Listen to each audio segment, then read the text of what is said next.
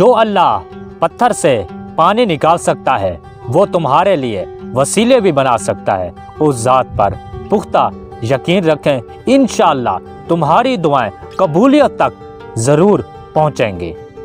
ज़िंदगी को कीमती बनाने के लिए एक हुनर ज़रूर आना चाहिए और वो हुनर ये है कि कौन सी बातों को अहमियत देनी है और कौन सी बातों को अहमियत नहीं देनी। कुरान पाक वो नूर है जो ज़िंदगी के अंधेरों को रोशनी दिखाता है। गुनाह में लज्जत है मगर सुकून नहीं। गुनाह का मौका भी ना मिलना भी अल्लाह की नेमतों में से एक नेमत है।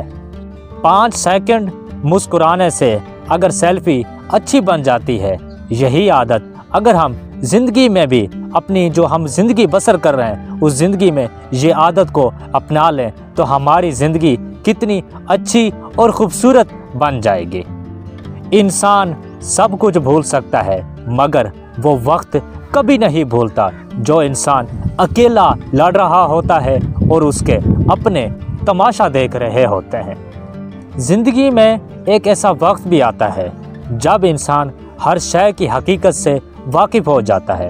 तब कुछ लोग तो दिल में जगह बना लेते हैं और कुछ लोग दिल से हमेशा के लिए उतर जाते हैं।